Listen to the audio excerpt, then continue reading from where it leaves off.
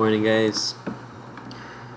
Welcome to day 4 of our classes. It's Friday, so I'm gonna go ahead and post the assignment post into the classroom.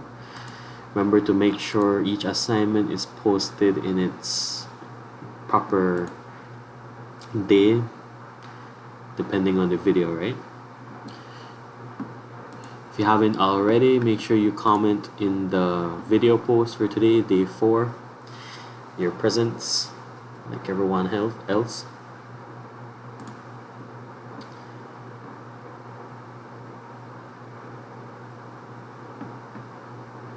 Alright, let's go ahead and open Microsoft Excel or Google Sheets if you're using Sheets.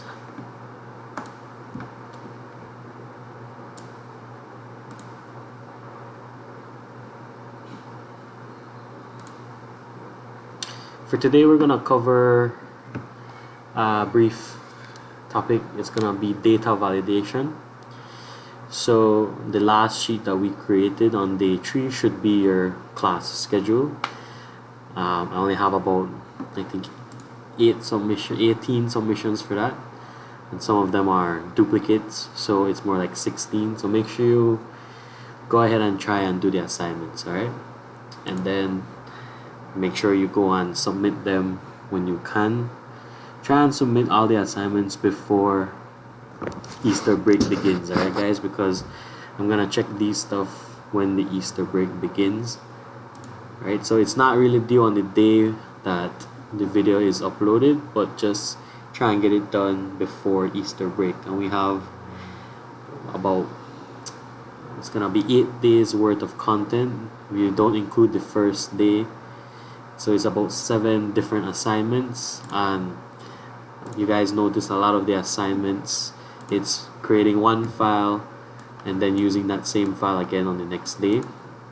Today we're going to create another file from scratch. It's not something difficult. It's something that's going to help us cover what data validation is. And it's only a brief cover. It's not like we're going to cover everything under data validation. Another thing I hope you guys are doing is, while I'm talking in these videos and presenting, is that you guys are taking notes. I'm pretty sure a lot of you aren't taking notes and you're probably just watching the video and trying to follow along, but it would be good if you guys are taking notes as well. For example, when it came to formatting cells and adjusting the widths and heights of columns and rows, these are the same things that we're going to go over when class continues after the Easter break, hopefully, right? That by that time the quarantine is over. But hope you guys are taking notes, and if you're not, I mean, feel free to go ahead and rewatch the videos and take the notes down. For example, if I ask you guys, how do you go and adjust the width of a column, you guys should be able to explain it, right? So that when the time comes for tests or quizzes and I ask you questions like this, you'll know how to answer it. What does cell wrap text do? What does it do, guys? What does cell border do? What does the cell merge do? Stuff like that.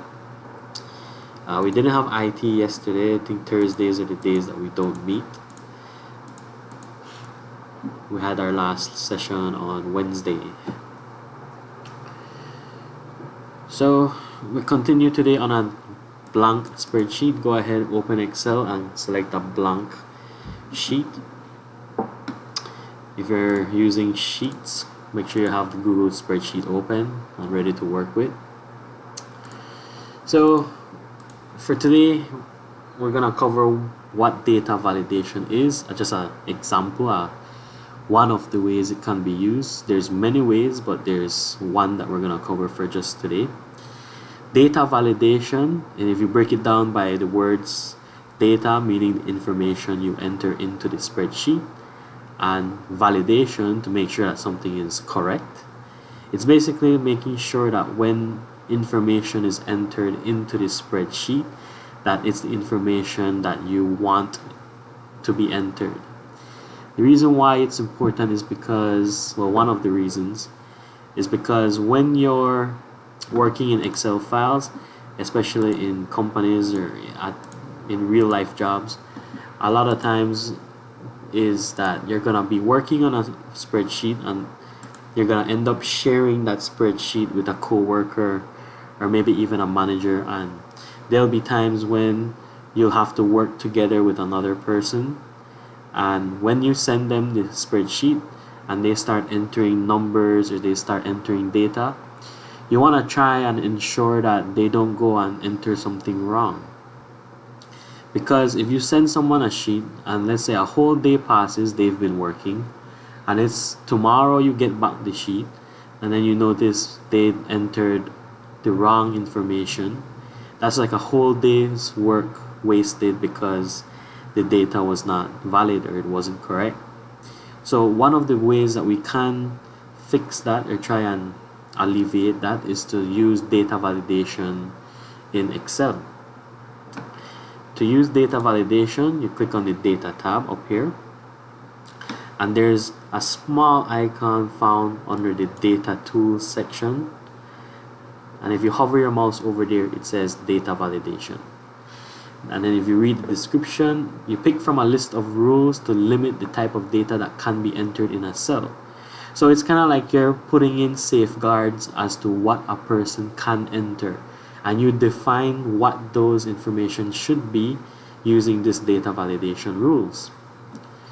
That way you can ensure that the user of the Excel file doesn't go ahead and enter the wrong information.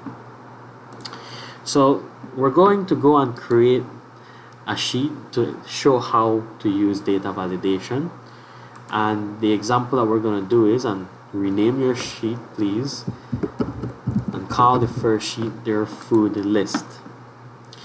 You're going to go ahead and create a new sheet as well, and you're going to rename that food schedule. If you haven't figured it out already, we're going to be listing out different foods, and we're going to list them on their columns based on the time of day that we're going to eat these foods. And usually there's 3 times during the day that we eat, and those 3 times have names. What do we call them? Breakfast, lunch, and dinner.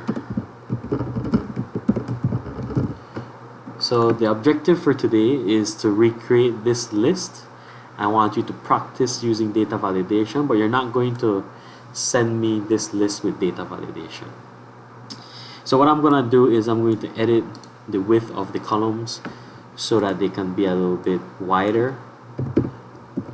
Let's go 25. I'm going to go ahead and adjust the rows as well and make them 25 as well.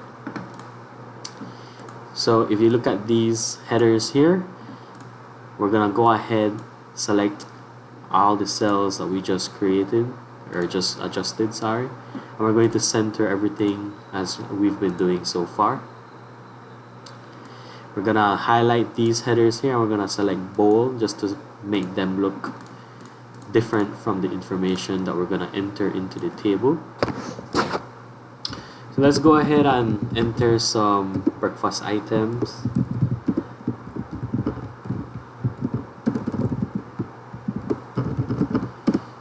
Just some examples. You can add your own examples when you're completing your list. What else? What else are some good pancakes, eggs, with some slice of bread, bacon, beans, and bread. Alright, I'm gonna do 8 for now. And basically you're gonna go ahead and have this sheet formatted similarly. You can add in your own foods, or if you want you can add in the same foods that I have here. It's up to you. Some of the food that I see you guys eating during lunch.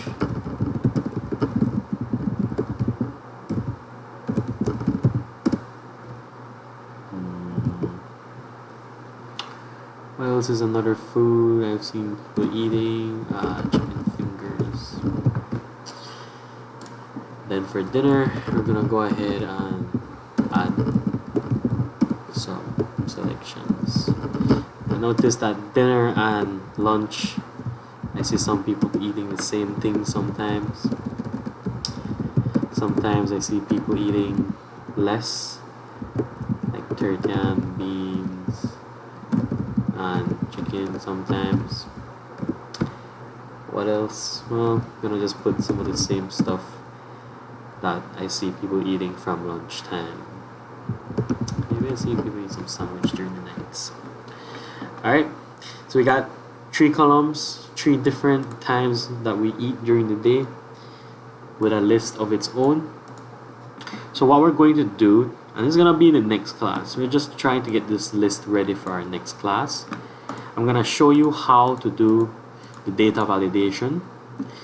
The way how data validation works is you're going to apply rules onto a cell. And it can be done onto one cell or multiple cells depending on how much you highlight. So we have a list here and we're going to plan out a meal plan for the week. And we don't want to be putting foods that's not breakfast, such as fried chicken and pizza and burgers, into our breakfast area for our schedule. So how do we go ahead and limit only these items? And if, for example, if this was our breakfast schedule, alright, imagine this would be our schedule, which I'm gonna delete this, but this is all for demonstration purposes. Let's say in this area here, I want to only include breakfast items, and it's breakfast items for 1, 2, 3, 4, 5 days. So let's say Monday, Tuesday, Wednesday, Thursday, and Friday, right? Just for example. Do I want to allow the person to be able to go ahead and enter pizza? Right? Pizza isn't a normal breakfast food, but again, there's nothing stopping the person from entering that, right? So I want to go ahead and go again to the data tab, select data validation. If you select the arrow, it's going to give you additional options, but we just want the data validation one. Notice it brings up an item, a window that says validation criteria. That's basically what are valid options or what are valid information that you can enter there. If you look at the first thing here, it's at any value currently, which is why I was able to type in pizza, even though that's not what I would want, right? If you click on the arrow here, it's gonna list a whole bunch of ranges or a bunch of options that you can set. You could set it so it's only a whole number, it's only a decimal value, and these would be more for other purposes, right? Not for a meal plan, but maybe for accounting purposes and so forth. In this case, we're going to select list because we already have a list here of allowable data that we can enter. So we're going to click on source. Source is asking us, all right, you have a list. We said yes, we have a list. Where is this list found? What is the range to allow for us to enter information? Once you click on source, you can just go to your list and start highlighting the active cells or the cells that you want to allow. I'm gonna click on A2, but I'm not gonna let go of the left click. I'm gonna click on it and I'll hold on to it. Notice the second I click on it, it automatically enters A2 for me into the source, and when I begin to move the mouse, it's going to select the range which I'm covering. It's going from A2 to A8. If I had went to A5, it's going to go A2 to A5. Basically, this is the range for my list. So when I let go of the left click, it pops when the window open again. And now this is the range that my list covers. The list is from A2 to A8. And if you notice, in these cell addresses, there's a $sign, right? That $sign represents something that we call the absolute value of the address or the absolute address. That is something that we're going to cover in more detail later, but I want you guys to remember that term, the absolute reference or the absolute address. Alright, so I'm going to go ahead and click OK, and when I click OK, I want you to pay attention to this cell here that we have highlighted.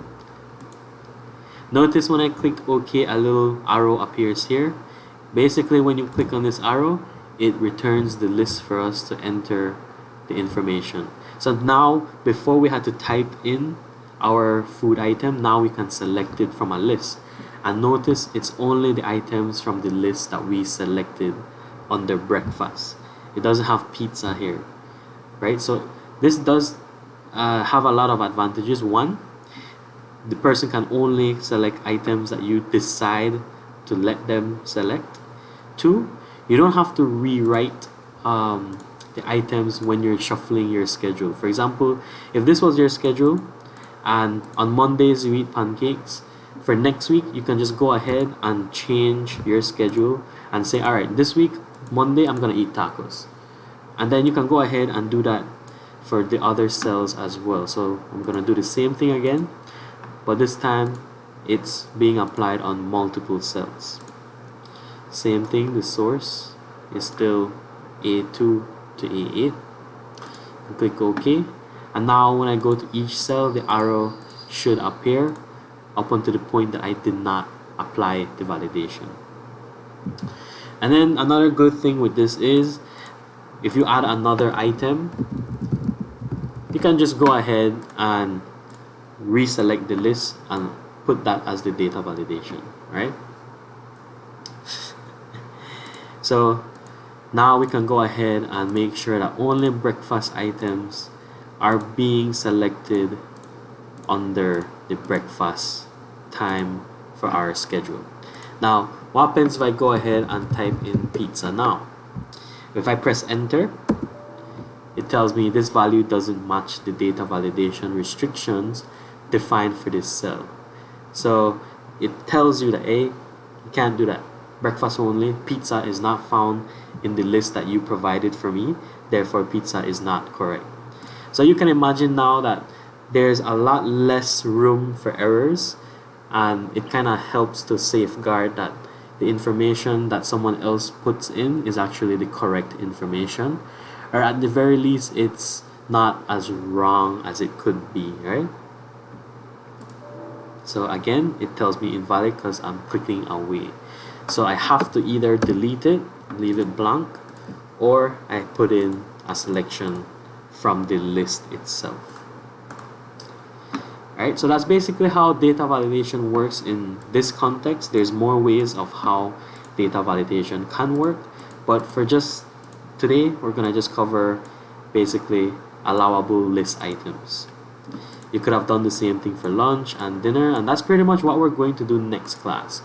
We're going to use the food list from this lesson, and we're going to create a new sheet to insert a meal planner for the week. Obviously, that's gonna entail more formatting than just this right here. On this sheet where it says food schedule, we're gonna put the whole schedule and we're gonna format it to look nice, just like we did with our class schedule. Alright, so let me go ahead and do this for you guys on Google Sheets. I'm gonna copy this column here just so I don't have to type it out again here. So this is my list, right? And I'm gonna apply data validation on this cell here. And to do that, you're gonna click on data once again on the sheets, just like with the Excel. You're gonna click on the data tab, and in this case it's not an icon that you select, it's just the option here that says data validation.